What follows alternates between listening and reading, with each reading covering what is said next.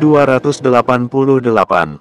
Dari jendela kamar, Diana melihat Dion Gimun yang dikenal kejam dan dingin, ternyata sangat hangat dengan cucu-cucunya, yang sedang bermain dan makan roti isi di taman. Dengan sabar, Dion Gimun mau menyuapi kembar dan Alfat, yang sibuk dengan permainan mereka. "Andai kamu bisa seperti itu juga Pak, aku masih sanggup tinggal denganmu," gumam Diana mengingat suaminya. "Tante, kita berangkat sekarang yuk," kata Vika di depan pintu kamar yang ditempati Diana. Diana yang termenung di depan jendela menoleh dengan senyum pada Vika, air mata yang sempat menetes segera dia hapus. "Terima kasih banyak bajunya Vika, cukup juga di badanku," kata Diana, yang memakai setelan gamis Vika. "Sama-sama Tante, yuk." Vika menggandeng tangan Diana untuk keluar kamar. Tas perlengkapan kembar sudah bertengger di bahunya. Dengan satu mobil mereka pergi ke rumah sakit sekaligus mengantar Diana ke terminal travel yang akan membawanya ke rumah orang tuanya di Magelang. "Ibu, sering-sering kasih kabar ya. Dan kalau ada waktu main ke rumah," kata Vika saat Diana akan turun dari mobil setelah berpamitan. Diana mengangguk dan melambaikan tangan, kemudian memasuki kios travel. "Ayah, kita tunggu sebentar sampai Tante Diana berangkat ya," pinta Vika pada Dion Gimun. "Iya, ayah kasihan melihat dia, cinta benar-benar membutakan dirinya." "Yah, begitulah ya, anak ayah juga begitu," kata Vika tertawa. "Beda sayang, kamu beruntung dalam kisah kamu, berbanding terbalik dengan kisah Diana," jawab Dion Gimun menatap keluar jendela, di mana Diana masih duduk di bangku menunggu mobilnya datang. Setelah Diana masuk dalam mobil travel yang akan membawanya pulang pada orang tuanya, mobil Vika pun meninggalkan terminal. Dokter Raditya sudah menelepon Vika, mengabarkan dokter tulang sudah datang. Mobil yang dibawa Mono pun meluncur dengan cepat membelah jalan raya. "Embun, nanti disuntik enggak?" tanya Fiza yang terlihat takut. "Enggak sayang, kalaupun disuntik enggak apa, biar cepat sembuh." "Iya dek, biar kita bisa lomba susun Rubik lagi," kata Alfat memberi Fiza semangat. Mereka pun akhirnya sampai di rumah sakit. Dion Gimun menggendong Fiza, sedang Afi dan Alfat bergandengan tangan di depan Dion Gimun. Vika berjalan paling depan sambil menelepon dokter Raditya. "Hai, siapa yang sakit?" sapa Raditya keluar dari ruangannya. "Fiza Om Adit," jawab Alfat mendongak dan meminta dipeluk dokter Raditya. "Om, apa kabar?" sapa dokter Raditya menatap Dion Gimun, sambil mencium kepala Afi dan Alfat. "Kita langsung masuk saja ke ruangan dokter Aji. Dia sudah menunggu kalian." Dokter Raditya mengambil Fiza dari gendongan Dion Gimun. "Opa, gendong Afi ya," pinta Afi memohon. Dion Gimun tersenyum dan mengangkat Afi. Dengan tangan yang satunya menggandeng Alfat. Vika menoleh pada Dion Gimun melihat betapa repotnya sang ayah dengan cucu-cucunya. Untung saja opanya masih energi begitu, kalau sudah loyo, enggak kuat lagi gendong-gendong cucu-cucunya, ledek Vika. Gendong kamu aja ayah masih kuat sayang, apalagi Afi dan Fiza, jawab Dion Gimun sambil tertawa. "Kalau enggak ada yang parah, pulang nanti kita ke kebun binatang ya, ada koleksi hewan baru loh." "Asyik, lihat hewan. Afi suka lihat gajah dan monyet opa," seru Afi menatap Dion Gimun dengan senyum. Kecupan basah mendarat di pipi Dion Gimun, membuat Dion Gimun tertawa geli. "Kami masuk, ya," kata Vika begitu mereka sampai di depan ruang dokter Aji.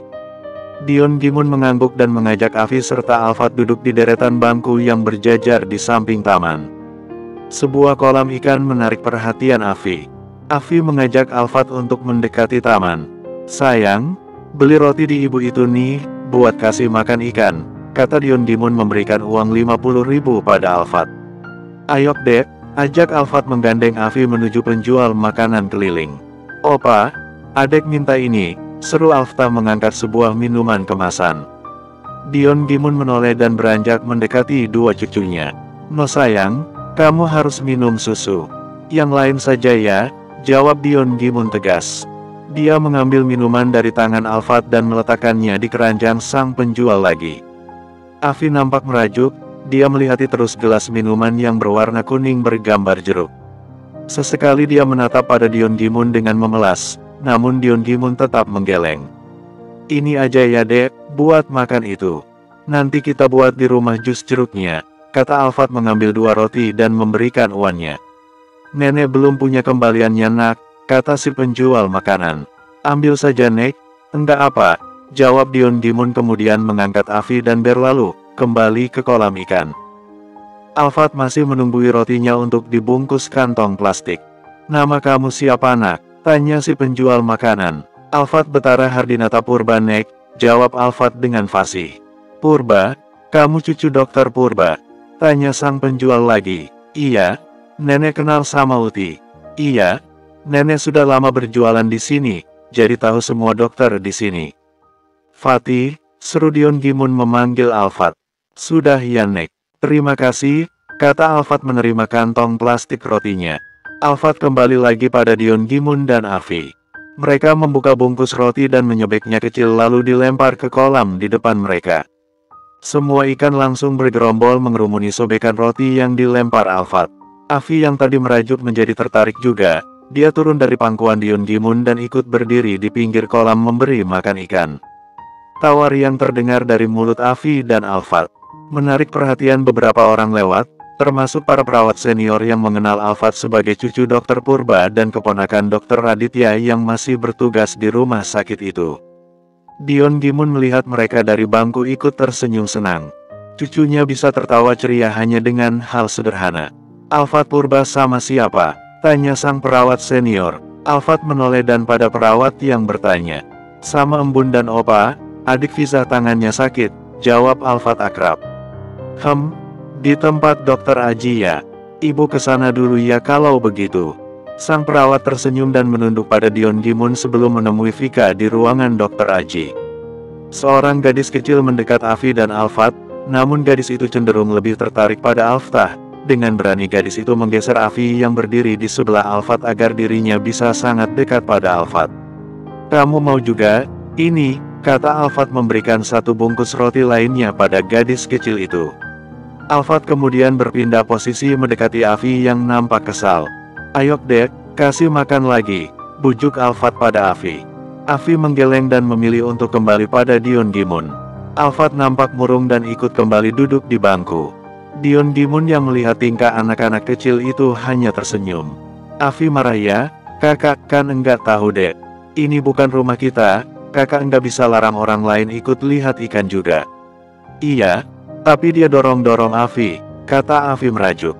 Sudah dia enggak sengaja sayang, karena mau dekat kakak Fatih aja dia. Enggak tahu kalau gadis cantik di sebelah Fatih adiknya. Jangan cemberut dong, bujuk Dion Gimun lembut.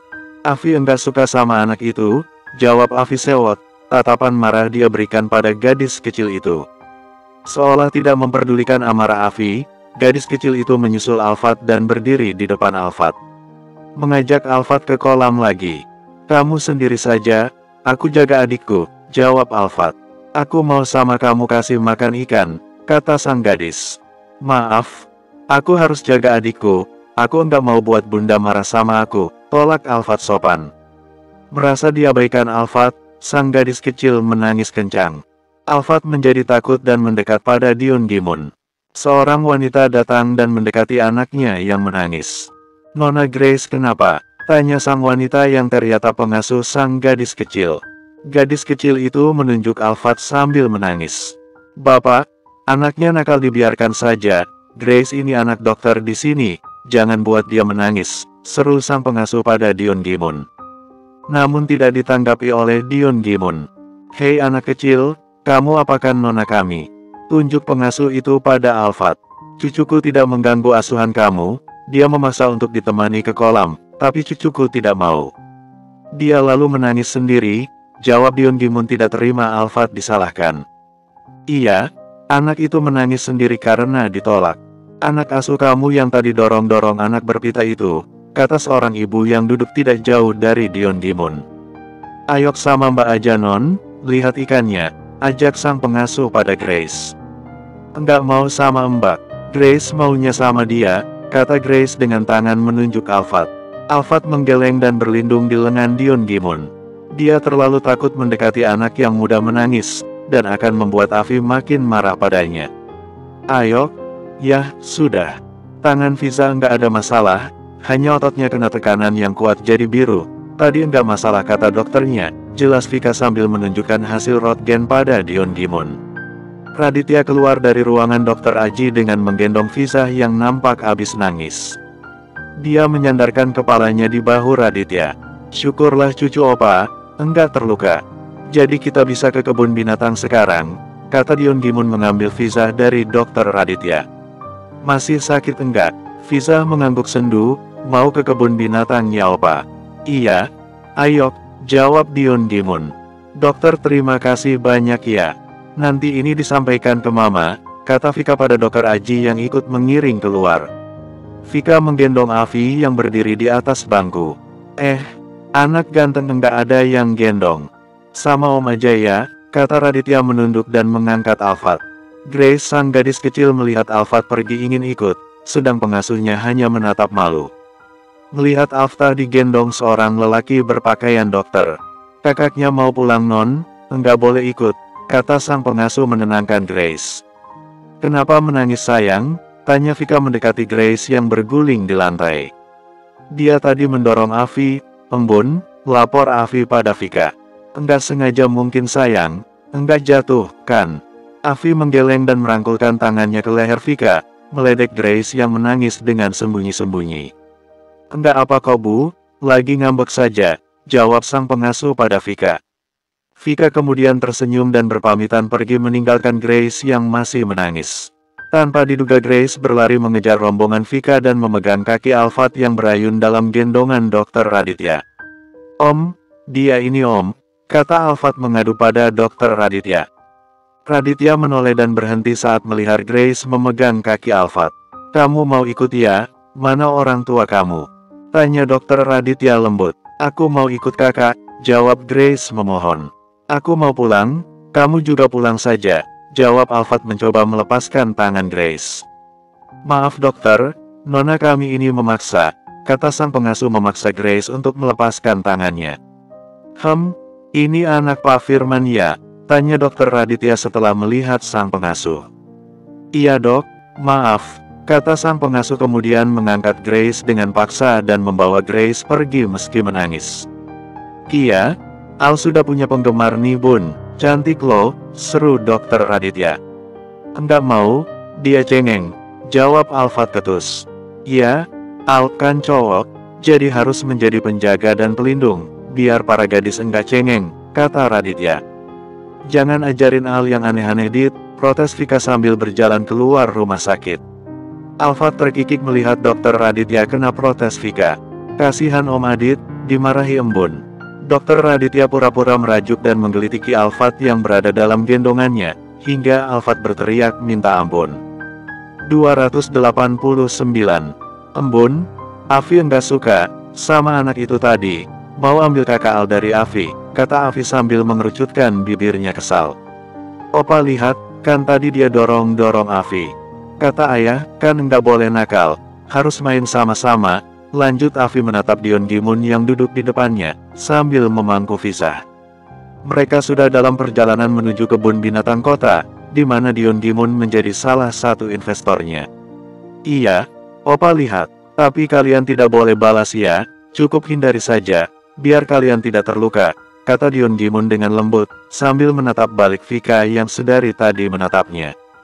Dalam hati Dion Gimun, keluarganya tidak perlu mengotori tangannya untuk membalas perbuatan jahat orang lain pada mereka.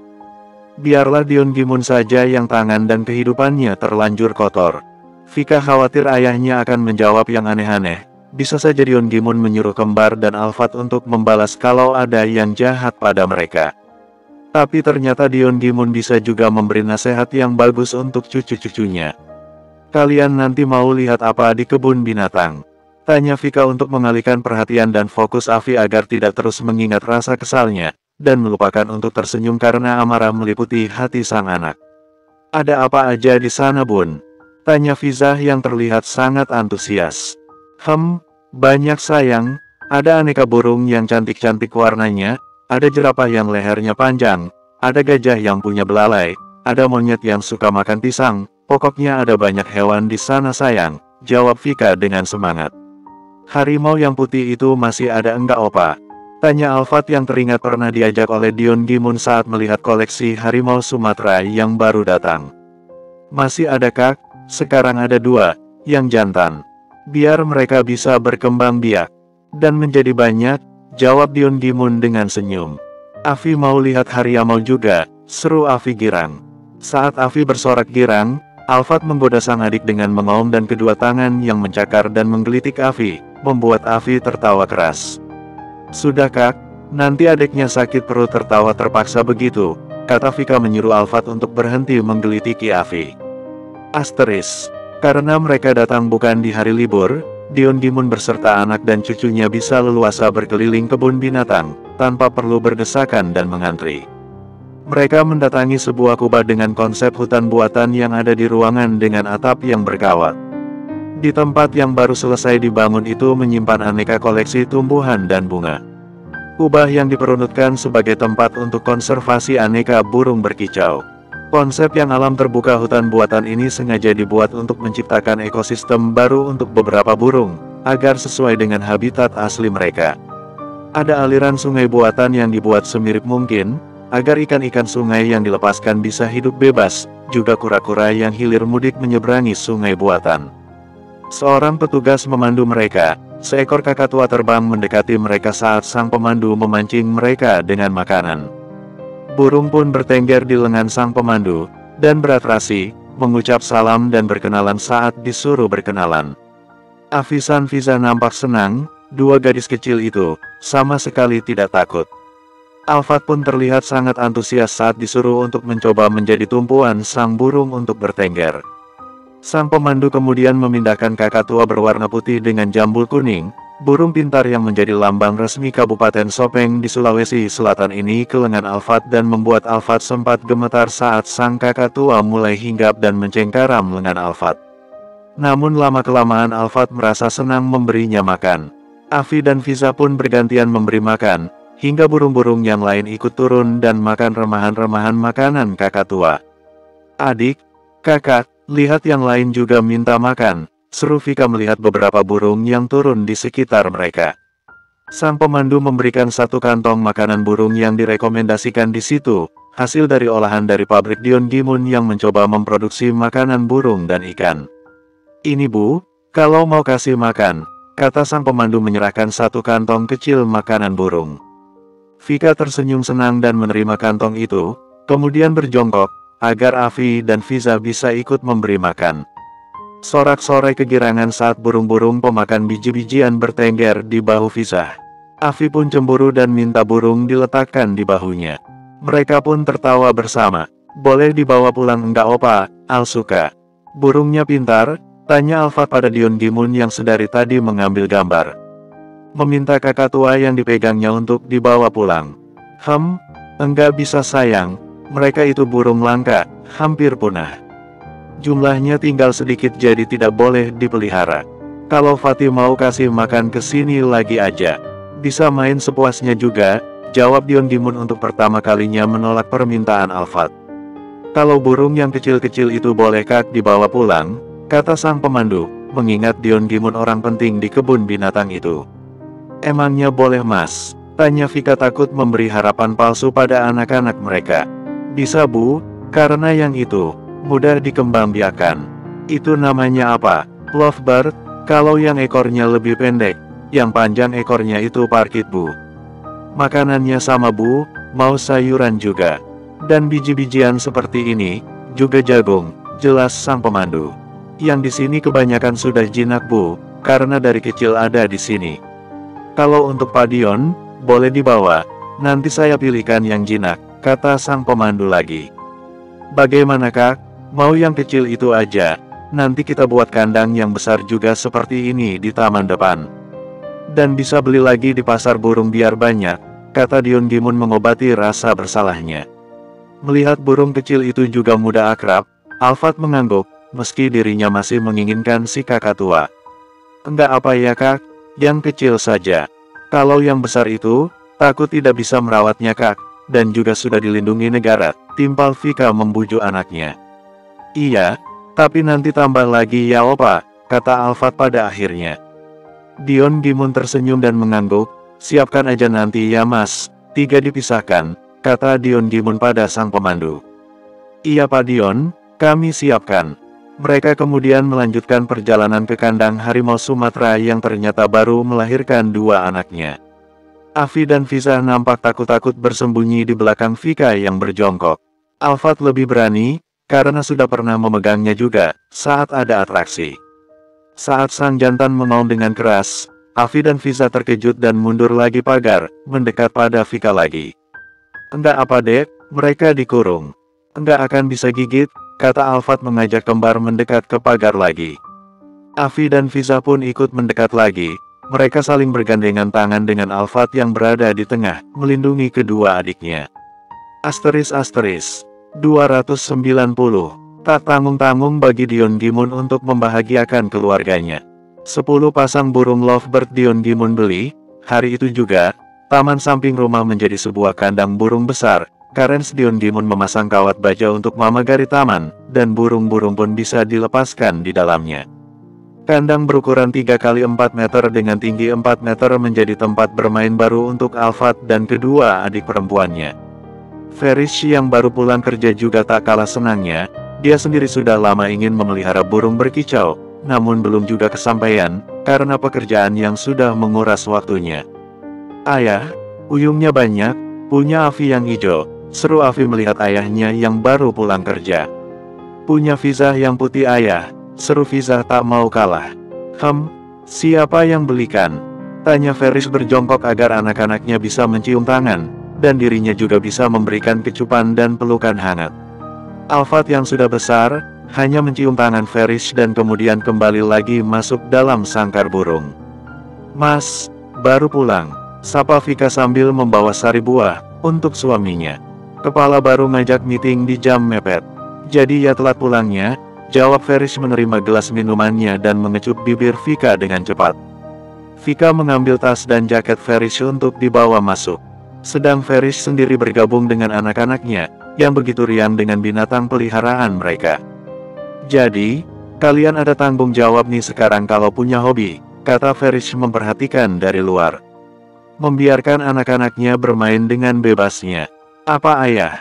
Tanya Alfat sambil memberi makan beberapa burung dengan menaruh biji-bijian di tangannya. Kalian harus rutin, lihat, makanannya, minumnya, dan kebersihan rumah mereka ini.